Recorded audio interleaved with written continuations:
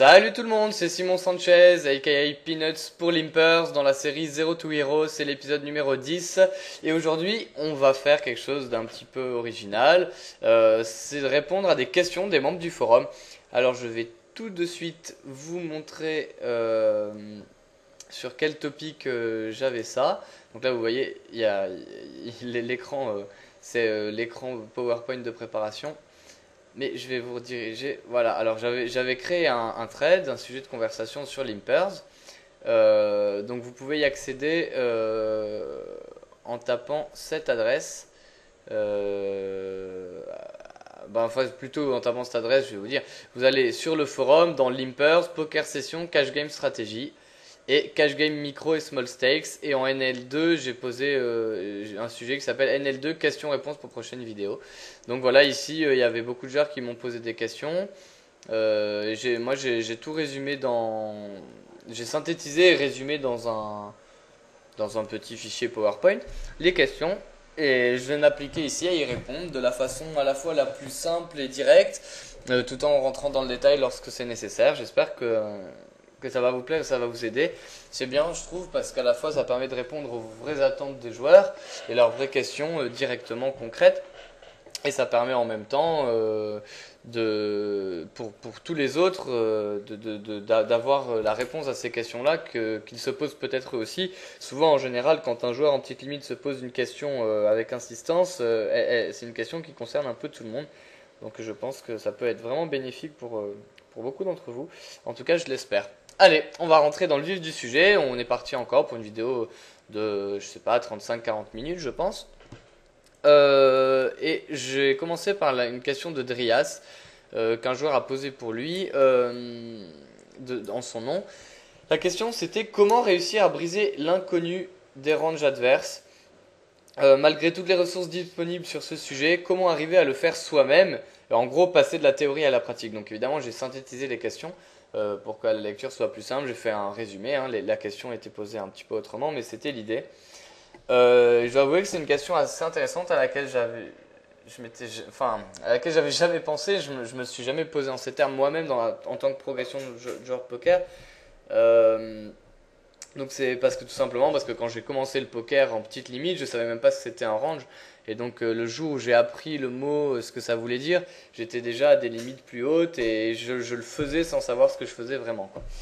Bref, donc les ranges, vous savez ce que c'est l'éventail de mains adverses, hein, c'est ce qu'ont les joueurs dans la main, les mains possibles que peut avoir un adversaire à tout moment, et c'est évidemment une palette, un éventail de mains, donc le but évidemment d'un joueur de poker, c'est de réussir à trouver ça, puisqu'on peut pas miser si on est dans le noir complet au poker, jouer, on a besoin d'avoir un maximum d'informations et évidemment si on a le range adverse, on a de très grosses informations. Par exemple, je vais illustrer ça très rapidement, hein.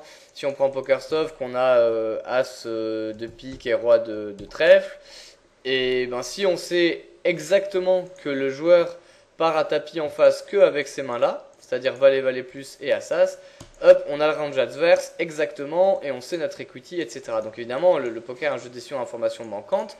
Le but de savoir lire un range, c'est d'avoir moins d'informations manquantes. Et d'où la question de Drias, c'est comment arriver vraiment à déterminer ce range. Puisqu'évidemment, on ne sait pas trop à l'avance, comme ça, sorti nulle part, quel est le range adverse. Alors, la réponse, en gros, on va faire un peu par étapes, mais la première chose à mettre en avant, c'est que la réponse n'est pas du style on vous la livre en paquet cadeau et puis ça y est. Il n'y a pas une clé qui permet d'ouvrir la porte pour enfin savoir lire tous les ranges. C'est vraiment en pratiquant beaucoup, en travaillant beaucoup, en se posant des questions très souvent, qu'on arrive à lire les ranges adverses. Alors, si je voulais la question, c'était, on pourrait la résumer en disant, c'est un peu comme si on demandait, Il y a beaucoup de vidéos qui apprennent à jouer de la guitare, etc. Mais comment arriver soi-même à jouer le morceau? Il n'y a pas de secret, il faut pratiquer, pratiquer, pratiquer, pratiquer, pratiquer tous les jours, régulièrement, se poser des bonnes questions, se remettre en question aussi, parler avec des meilleurs joueurs, etc. Pour arriver à le faire soi-même, la lecture de range, ce qu'il faut commencer par faire, c'est déjà une petite technique qui pourrait servir, c'est se demander, nous, quel est notre range dans telle ou telle situation. Donc on peut se dire, voilà, le joueur en face c'est un joueur régulier, qui a l'air assez solide et tout. Ah ben tiens, il est à peu près comme moi. Qu'est-ce que moi j'aurais dans cette situation-là? Donc on peut se dire, bon alors, et vraiment prendre un papier, un crayon et dire, bon ben, As-Roi je l'aurais, c'est sûr, par exemple. Hein. On peut reprendre l'exemple que j'ai fait là. On pourrait se dire, voilà, imaginons un joueur nous envoie, on 4 bêtes, un joueur nous envoie un tapis. Et on a l'impression que le joueur joue un peu comme nous, par exemple. Ok? Donc on pourrait se dire, bon bah, moi je suis prêt à aller à tapis dans ce spot avec 10-10, valet-valet, dame-dame, roi-roi, as-as, as-roi et des fois as-dame suited. Et puis c'est à peu près tout, je vais jamais craquer à faire avec autre chose. Et hop, là on a un range. Et on peut à peu près l'appliquer au joueur en supposant qu'a priori ce joueur-là fait ça. Maintenant évidemment, la question c'est comment y arriver aussi lorsque les joueurs pensent différemment que nous. Alors l'idée ça va être de récolter le maximum d'informations sur les joueurs. Leurs tendances, est-ce qu'ils sont agressifs, est-ce qu'ils sont passifs, est-ce qu'ils sont serrés, est-ce qu'ils sont larges, est-ce qu'ils sont très sujets au tilt, oui ou non. Une fois qu'ils sont sujets au tilt, est-ce qu'ils ont tendance à élargir leur jeu, à devenir plus agressif, faire plein de bluffs, etc. Ou est-ce qu'au contraire ils ont tendance à devenir ultra neat et à jouer très rapidement, de façon automatique et à tout fold. Et avec toutes ces informations, on va pouvoir réussir à élargir ou rétrécir le range adverse. C'est vraiment quelque chose de souple. Il faut le voir comme un élastique un peu, hein, un élastique de base posé sur votre table. Si vous l'étirez, il va s'élargir. Si vous pouvez aussi le chiffonner et le resserrer. C'est un peu pareil pour les ranges adverses. C'est à vous de savoir les élargir ou les rétrécir selon l'adversaire. Donc évidemment, plus un joueur va être agressif par rapport à vous. En fait, si vous voulez, votre repère sur les ranges, c'est un petit peu vous à la base. Et ensuite, vous vous dites, lui est plus comme ça que moi, ou il est moins comme ça que moi, et donc il peut avoir ça dans son range. Par exemple, on va prendre un exemple concret. Imaginons, pour reprendre l'exemple pré-flop, un joueur qui serait un régular, donc comme vous, mais qui aurait beaucoup de différences, entre autres, par exemple, d'être très agressif pré-flop. Eh ben, votre range qu'on avait mis tout à l'heure, je sais plus si j'avais mis 9-9, mais c'est pas très important. Je crois que j'avais mis 10-10, mais je sais plus. Bon, c'est pas très grave. Si on avait mis ça comme range, on peut se dire qu'un joueur qui est très agressif peut être capable sur notre 4 bet, par contre, de partir à tapis avec carrément beaucoup de mains comme ça, et de pocket pair en bluff, il va pas le faire tout le temps, et donc son range est beaucoup plus large. Après, vous aurez jamais la réponse parfaite et exacte de ce qu'est le range adverse à 100%. Ça, vous pouvez pas le savoir. Tout ce que vous pouvez faire, c'est apprendre à le rendre plus large lorsque les joueurs sont plus agressifs et plus serré lorsque les joueurs sont tight. Donc, il n'y a pas de secret, il n'y a pas de miracle. Ce qu'il faut faire, c'est review des mains et passer beaucoup de temps, prendre un papier, un crayon et noter toutes les mains qu'on pense que l'adversaire pourrait avoir et se dire, alors là, est-ce qu'il pourrait faire ça avec ça, avec ça, avec ça, et là se dire, ah ouais, mais non, ça n'a pas de sens, il peut pas avoir cette main parce qu'il avait cette main, il aurait relancé avant, etc. Donc, il faut toujours que vous arriviez oui, voilà, avoir une idée un peu exhaustive des mains possibles dans un spot et vous déterminez le range. Donc il n'y a pas de secret, vous faites un à un. Par exemple, si vous faites check raise sur un flop et qu'il y a un tirage couleur, un tirage quinte et que c'est drawy, vous pouvez vous dire qu'un joueur régulier qui est de base, il va check raise que les très gros tirages et les brelans. Un joueur régulier un peu plus agressif, il va relancer aussi des moins bons tirages. Et un joueur très agressif, il va en plus relancer aussi en bluff. Vous pouvez vous dire qu'un fiche, il va même check raise une top pair, alors qu'aucun joueur régulier n'aurait check raise une top pair ici. Il aurait check raise soit des mains très fortes, soit des tirages très forts, soit des bluffs, soit des semi-bluffs. Mais jamais une top pair par exemple. Et l'idée c'est de faire attention à toutes les informations à la table, puisque le range c'est l'inconnu. Ok? Le range, c'est l'inconnu adverse. C'est le seul inconnu à peu près. Bon. Par contre, il y a des choses connues. C'est les statistiques des joueurs, leur profil. Donc, pour briser l'inconnu des ranges et arriver à le faire vous-même, il faut que vous-même, vous soyez capable de faire attention à toutes les statistiques adverses, à tout ce qui se passe à la table, et être vraiment, vraiment très, très aware en quelque sorte de tout ça. Tout simplement pour pouvoir être capable de capter ces informations et de les exploiter. Parce qu'il ne s'agit pas de dire ah bah oui mais là ce joueur régulier il 3 bet beaucoup donc il peut avoir tout et n'importe quoi, j'y vais. Non, il faut savoir que même un joueur qui 3 bet beaucoup a toujours un range et qu'il ne va pas 3 bet non plus n'importe quoi. Donc plus vous avez d'informations disponibles, plus vous allez réussir à voir le range et en réalité, vous allez avoir des informations qui arrivent avec le flop, le turn et la river. À chaque fois que des cartes tombent, selon l'action que fait l'adversaire et selon les informations que vous avez sur lui, vous pouvez essayer d'en déduire avec le plus de justesse possible ce qui est cohérent ou pas qu'il ait dans sa main. Donc si un joueur slow play, vous pouvez penser qu'ici il a checké mais qu'il peut avoir des slow play. Si c'est un joueur agressif, au contraire, il va jamais slow play, etc. etc., etc. Voilà, ce sont toutes les pistes qu'il faut avoir en tête pour réussir à briser l'inconnu sur les ranges adverses.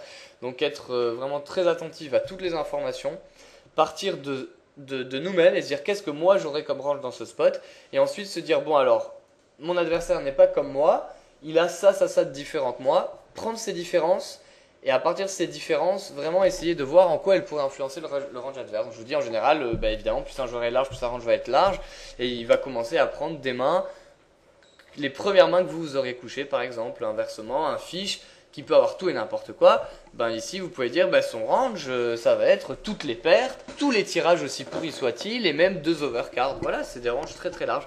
Après, ne vous attendez pas à avoir d'un coup, en regardant cette vidéo ou en y réfléchissant 1 heure, une lecture des ranges parfaites. C'est quelque chose qui se travaille tout le temps et qui se perd si on arrête de le faire. Donc c'est vraiment un travail quotidien et se poser toujours la question de qu'est-ce qui fait du sens dans la ligne de ma main, et si c'est un adversaire qui est très fishy, qui joue toutes les mains et qui fait des lignes qui n'ont pas de sens pour vous, et ben vous pouvez vous dire que son range est très dur à déterminer, voire parfois impossible si un joueur joue vraiment n'importe comment. Et il faut aussi accepter parfois de jouer avec cet inconnu et de jouer avec des estimations. Et de toute façon, là, le range est toujours une estimation qui est plus ou moins précise. Voilà. Donc voilà pour la réponse à cette première question. Il y a beaucoup de ressources sur ce sujet, mais il n'y a rien qui remplacera la pratique. Donc lire de la théorie c'est bien beau, mais ce qu'il faut faire c'est prendre son tracker et se poser des questions sur des mains précises et en parler avec des meilleurs joueurs et dire voilà, moi je pense que son range c'est ça ici, c'est ça, c'est ça, c'est ça, etc.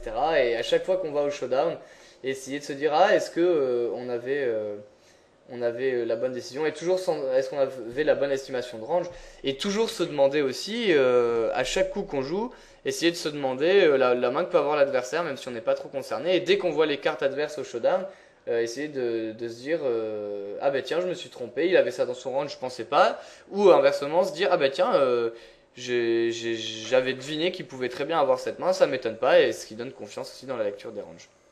Allez, question suivante.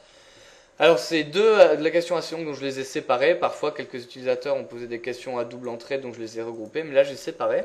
Une question de Fus Evenrax, comment jouer les lags, donc les joueurs larges et agressifs, avec des mains faibles qui méritent un petit pot.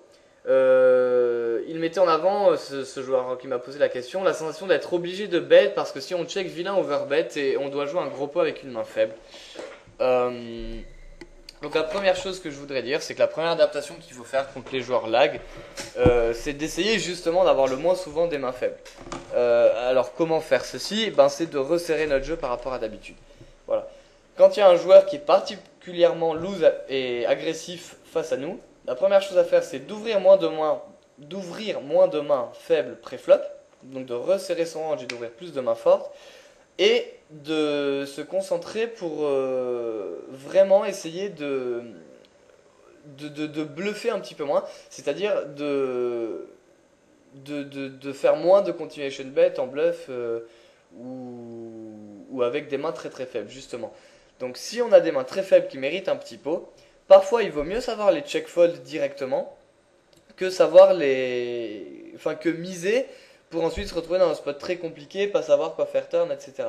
Donc moi je pense que c'est assez important de garder ça en tête.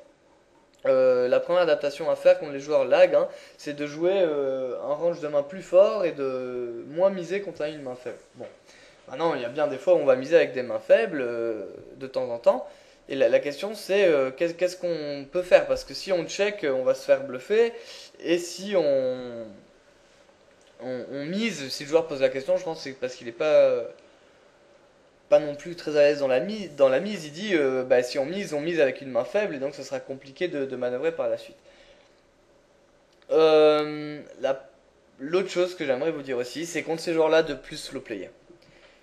C'est l'erreur que font pas mal de joueurs, c'est de pas assez slow play et d'empêcher ces joueurs loose de les agresser. C'est-à-dire qu'ils check fold, check fold, check fold ou bet fold, etc. Et puis quand ils ont une bonne main, ils raise, ils montent beaucoup de force et tout. Euh, si un joueur vous martyrise et tout, c'est à vous de montrer aussi des signes de faiblesse quand vous êtes fort et de check call, check call, check call, essayer de trap un peu. C'est assez important de faire ça aussi. Sinon, vous allez pas faire d'erreur à ce joueur. Si ce joueur bluffe trop, il faut en profiter parce que c'est aussi une erreur. Euh, Maintenant, évidemment, la sensation d'être obligé de bet, je vois ce qu'il veut dire. Sinon, vilain overbet et on doit jouer un gros pot avec une main faible. Euh, c'est une réponse qui est très très compliquée parce que c'est du cas par cas. Évidemment, jouer contre des bons joueurs agressifs, c'est la chose la plus dure qui puisse arriver au poker. Et ce sont des situations compliquées tout le temps qu'il faudrait voir au cas par cas. Mais là, je parle des adaptations simples. Donc, c'est resserrer son range, moins bluffer et moins miser avec des mains faibles. Maintenant, les mains faibles, comme je vous dis, des fois on va en miser, mais la plupart du temps, je pense qu'il faut savoir aussi checker. Il va falloir être capable, même avec des mains faibles et même si vilain overbet, euh, il va falloir être capable de détecter les fois où il est censé faire beaucoup de bluff et l'attraper en bluff mais avec des mains faibles. Pourquoi? Parce que en réalité, vous allez vous rendre compte que ces joueurs agressifs-là ne bluffent pas non plus n'importe quand et tout le temps. C'est pas vrai. C'est souvent, on se monte la tête, on pense que oui, mais c'est rarement le cas. En réalité, ce qui se passe souvent, c'est que les joueurs vont sentir votre faiblesse et vont en plus se servir de quand ils sentent votre faiblesse et de quand le board fait peur pour bluffer. Donc il faut savoir euh, attraper le joueur en bluff lorsqu'il lorsque c'est une bonne situation de bluff. Donc il faut pas avoir peur de check call avec des mains très faibles lorsque vilain overbet et de jouer un gros pot avec une main faible si on sent que c'est vraiment un bon spot pour bluff. Maintenant, en petite limite, globalement, je vous conseille d'éviter ces joueurs-là, de jouer serré et d'être un peu weak face à eux, c'est-à-dire de folder plus que d'habitude et de vraiment slow play et les titiller. Il faut garder en tête que les joueurs lag et on a l'impression qu'ils marchent sur la table quand on touche rien et quand eux touchent. Mais c'est aussi l'inverse, c'est souvent des joueurs qui vont vraiment s'énerver et faire beaucoup de livraisons quand ils sont en tilt. Donc il faut vraiment savoir être patient contre ces joueurs-là. Donc je pense que le truc c'est un peu comme quand la tempête passe, c'est se protéger, jouer peu de mains, rester patient, rester solide, faire des bons slow play, de temps en temps faire un très bon bluff nous quand on a une bonne image, et savoir aussi l'attraper quand lui bluffe, mais avec parcimonie, très rarement, et de temps en temps, quand on sent qu'on run good et que le joueur a la tête sous l'eau, le martyriser et lui renvoyer la pression et profiter de son tilt pour alterner entre des slow play et le laisser bluffer quand il est en tilt et le titiller en lui faisant des petits raise ou check raise flop et turn et qu'il aille s'empaler avec des mains moins bien qu'il n'arrivera pas à lâcher parce qu'il sera en tilt. Voilà, donc il n'y a aucune réponse simple à ça. Parce que c'est beaucoup trop général. Il faut voir au coup par coup, au cas par cas. Ça dépend de notre image, ça dépend de l'image de l'adversaire, ça dépend des cartes, ça dépend de la dynamique qui est entre vous. Mais les premières adaptations, c'est ça, tout ce que je viens de vous dire. Donc globalement, avoir un esprit de jeu solide, et tant pis, quitte à check fold de trop. Il vaut mieux check fold et perdre un petit peu que jouer plein de spots dans lesquels on n'est pas à l'aise, tilt et perdre beaucoup. Voilà. Donc faites des petits check calls quand vous avez des mains faibles. Tant pis, si vraiment elles sont trop faibles et que c'est pas un bon spot pour l'adversaire de bluffer, laissez-le prendre le pot, même s'il bluffe quelques fois, il bluffera pas si souvent. Et quand l'adversaire, vous pensez que là, c'est vraiment un bon spot pour lui de bluffer, quand le board fait peur et que vous représentez de la faiblesse, ben, soyez capable de le check call plusieurs fois avec des mauvaises mains, même s'il overbet. Et n'oubliez pas de le slow play pour le calmer aussi. Donc voilà, sachez que si vous avez slow play 2 ou 3 fois et que le joueur c'est empalé, ça va un petit peu il va y réfléchir à 2 fois à faire ça la prochaine fois. Voilà. Question suivante donc du même joueur. Il dit en micro-limite, mieux vaut-il jouer avec un range très neat et fit or fall. Fit or fall, c'est-à-dire complètement abaissé. Vraiment, on joue quand on a du jeu, on joue pas quand on n'en a pas. Et voilà, on joue passif quand on a des tirages. Parce qu'il y a beaucoup de fiches et que ce style sera suffisant. Ou vaut-il mieux jouer un style un peu plus loose, avec un peu plus de variance, mais progresser ainsi plus rapidement. Ici, je pense que la réponse est assez simple à faire en quelque sorte. Alors, il y a 2 aspects à prendre en compte. C'est que, quel que soit le style qu'on joue ici, on pourrait être gagnant en petite limite, en micro-limite. Micro-limite, c'est no limite 2, 4 et no limite 10 peut-être. En micro-limite, effectivement, il y a beaucoup de mauvais joueurs qui jouent toutes leurs mains, qui font n'importe quoi. Donc, qu'on joue très serré et qu'on joue un peu plus agressif, un peu plus large, on gagnera de l'argent. La question, c'est comment est-ce que vous vous sentez à l'aise. Si vous vous sentez pas du tout à l'aise en jouant un peu plus loose avec un peu plus de variance, commencez par jouer très neat et fit or fall. Et au fur et à mesure que vous vous sentez à l'aise, au fur et à mesure que vous prenez confiance, progressez et, et recommencez à jouer un petit peu plus agressif. Mais commencez de façon très tight et fit or fall. Maintenant, bien évidemment, moi ce que je vous conseille, c'est de jouer un peu plus loose avec un peu plus de variance. Évidemment, vous progresserez plus rapidement. Parce que vous vous confronterez dans des situations qui sont un peu plus compliquées, avec des mains un peu plus faibles, et c'est ce qui sera nécessaire à des plus hautes limites. Maintenant, le plus important, c'est de rester dans vos zones de confort. Donc si vous restez dans vos zones de confort en restant très neat et fit or fold, là c'est pas bon non plus, parce que vous vous empêchez de progresser. Donc il faut que vous trouviez toujours, c'est-à-dire qu'il faut que votre zone de confort, vous la poussiez toujours un peu plus loin en rajoutant petit à petit un peu d'agressivité par exemple, ok.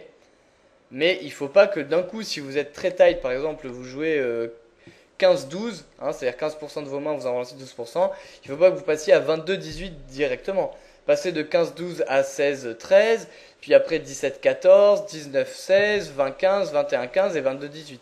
Mais ne changez pas d'un coup. C'est l'erreur que font souvent les joueurs. Donc si votre zone de confort c'est de jouer très neat et très fit or fall, augmentez un tout petit peu votre range de main. Et quand vous vous ressentez de nouveau dans une très bonne zone de confort, augmentez un peu. Donc votre zone de confort sera un peu perturbée, mais vous serez quand même à peine au-delà de votre zone de confort. Et voilà, c'est vraiment par degré, par étape, une marche après l'autre que vous pourrez progresser à ce niveau-là. Voilà, donc moi je vous conseille de jouer dans votre zone de confort, que ce soit fit or fold ou avec un peu plus de variance. Jouez comme vous vous sentez bien. Et une fois que vous avez besoin de progresser, que vous vous sentez vraiment bien, essayez de pousser un petit peu votre zone de confort, de vous mettre un tout petit peu en danger, mais pas grandement en danger. Ne changez pas totalement votre style de jeu. Voilà. Alors, question de Lavorce, un autre joueur. Que faire contre les joueurs qui sont à la fois calling station et agressifs? Ne vaut-il mieux pas jouer plus haut, là où les joueurs ont un niveau un peu plus correct? Alors, contre les joueurs calling station et agressifs, c'est un petit peu pareil que les joueurs loose agressifs en fait. Sauf que les joueurs calling station agressifs seront encore plus mauvais. Donc en gros, vous jouerez un range serré contre eux et vous devrez les value bet. Et attendre d'avoir des bonnes mains et voilà, et folder assez souvent quand vous avez des mains très faibles. Par contre, quand vous avez des mains assez fortes, genre top pair ou over pair, contre les joueurs calling station et agressifs, vous pouvez vous permettre de partir à tapis bien plus souvent que contre des joueurs loose agressifs qui, à l'inverse des calling station agressifs, ne vont pas avoir le même range de raise au flop ou à la turn. Je m'explique. Un bon joueur loose agressif, comme je vous l'ai dit tout à l'heure, va souvent raiser soit des très très bonnes mains avec lesquelles il est prêt à partir à tapis, c'est-à-dire des mains mieux que top pair, ce sera double pair, brelan ou over pair, ou des gros tirages, ou des bluffs total, ou des très mauvais tirages. Alors qu'un joueur calling station agressif va pouvoir raise des mauvaises top pairs, il va pouvoir raise même des middle pairs. Et donc contre eux, vous pourrez considérer qu'une très bonne top pair avec un bon kicker peut permettre d'aller à tapis. Donc en gros, voilà, c'est des joueurs que vous allez très peu bluffer. Vous allez jouer tight et dès que vous avez une bonne main, vous la lâchez pas. Si vous n'avez pas envie de partir à tapis, vous pouvez partir en call, call, call. Et si vous sentez que votre main est quand même suffisamment forte, top pair avec un très bon kicker, que le joueur est vraiment check raise des mauvaises mains et qu'il les lâche pas, ben relancez-les jusqu'à être prêt à aller à tapis s'il le faut.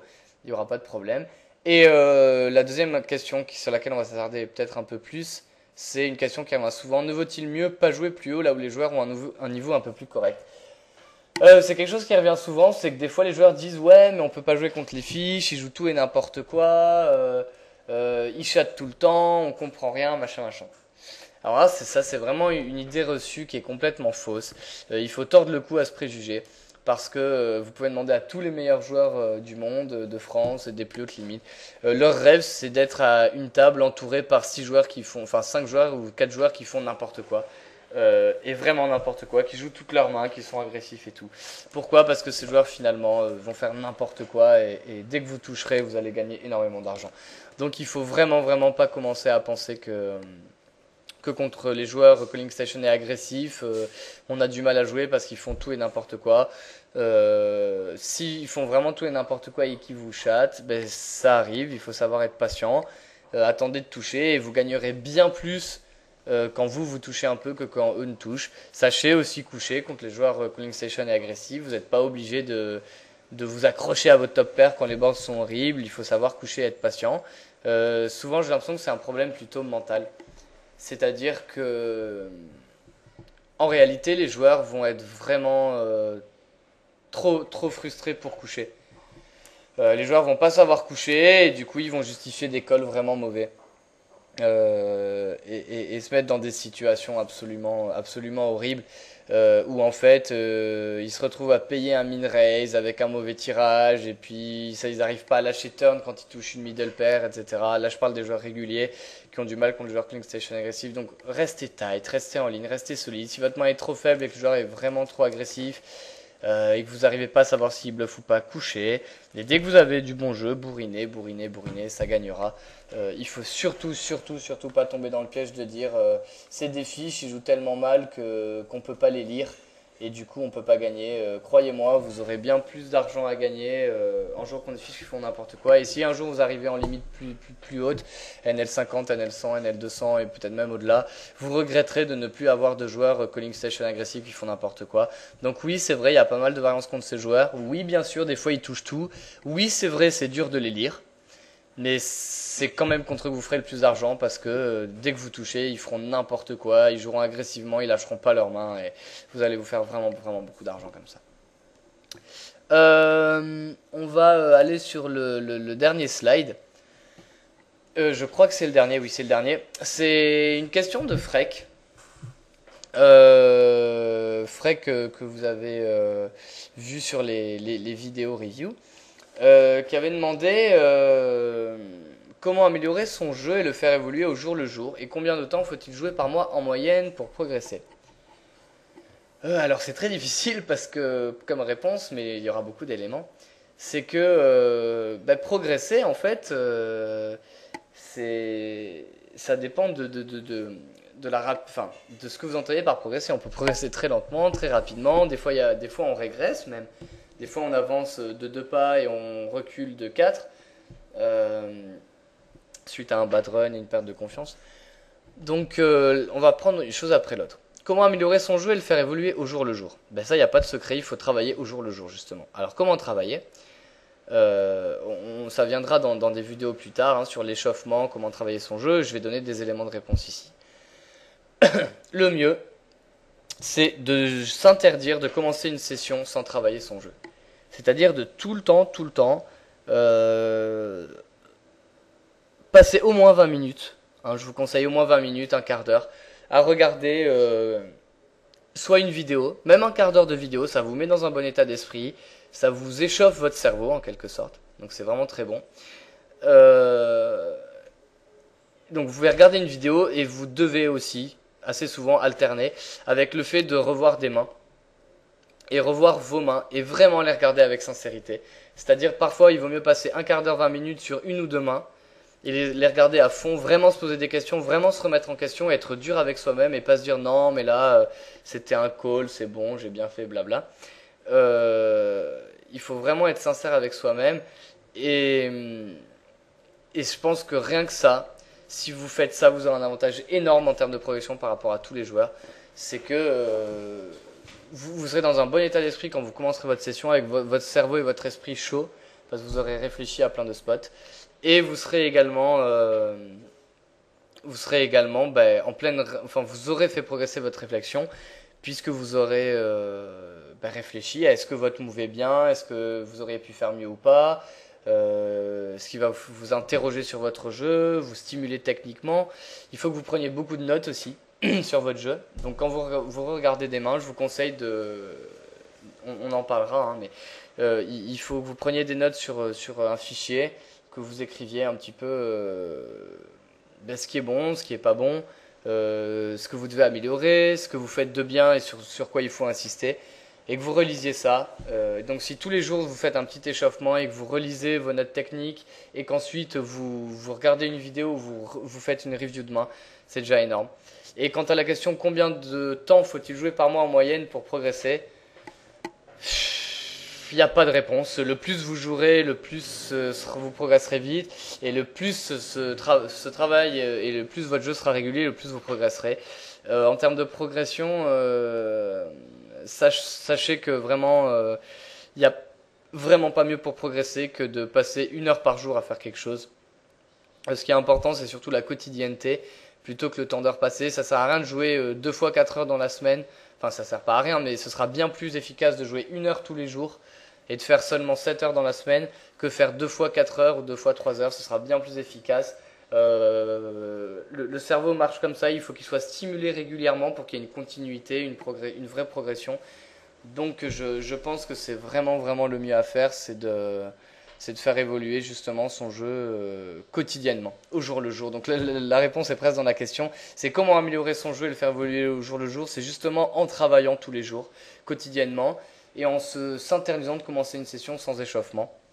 Une dernière chose que j'aimerais ajouter aussi, donc on a parlé d'un échauffement où vous prenez des notes sur votre jeu, vous faites de la review de main, vous décidez aussi de regarder des vidéos de joueurs qui vous inspirent. Je vous conseille également bien évidemment de vous faire coacher. Vous pouvez essayer de vous faire coacher gratuitement si vous êtes en toute petite limite par des amis ou des joueurs qui jouent plus haut. Même si c'est 1 ou 2 heures par mois, pardon. Disons 1 fois toutes les 2 semaines, c'est déjà beaucoup. Discuter avec des meilleurs joueurs. Et quelque chose qui est excellent aussi, c'est de travailler complètement en dehors des tables des fois. C'est-à-dire de vous prendre un temps et où vous faites que ça, quoi. D'un coup, vous vous dites, bon aujourd'hui je suis fatigué, j'ai pas trop envie de jouer et de mettre la pression. Je vais prendre mon tracker 1 heure et je vais analyser le jeu d'un régulier par exemple. Ça peut être très important d'analyser le jeu d'un autre régular. Ça va vous faire progresser. Et également, donc je vous dis ce sera l'objet de vidéo, donc je veux pas non plus trop insister sur ça parce que c'est des thématiques à part entière. Également, ce qui est excellent, et je pense que vous devriez le faire, c'est travailler le mental, tout simplement. Améliorer son jeu et le faire évoluer au jour le jour, c'est travailler son mental et rester conscient de tout ce qui se passe en nous. C'est vraiment super important, donc je vous conseille vraiment de faire ça.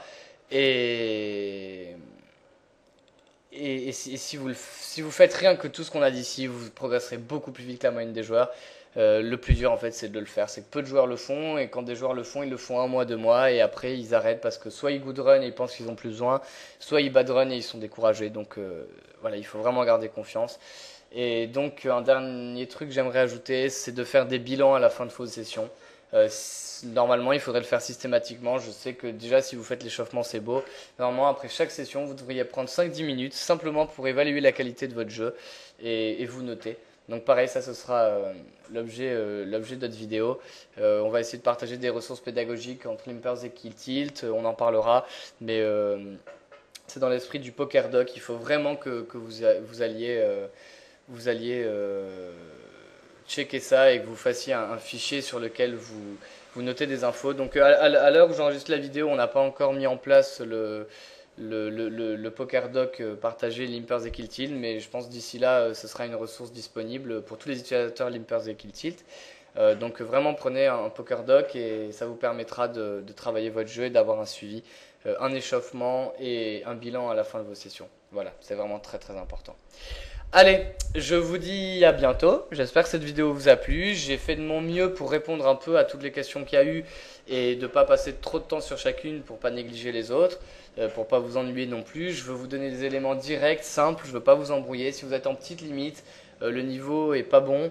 Globalement, vous avez besoin de réponses simples et d'adaptations simples. C'est ce que j'ai essayé de vous donner ici. Et je referai souvent des séries comme ça, des vidéos sur des questions des joueurs, des mains que des joueurs ont pu poster. Donc voilà, je vous incite à vous y intéresser. Allez, à bientôt tout le monde et à vos commentaires. J'espère que ça vous a plu et à plus. Ciao, ciao.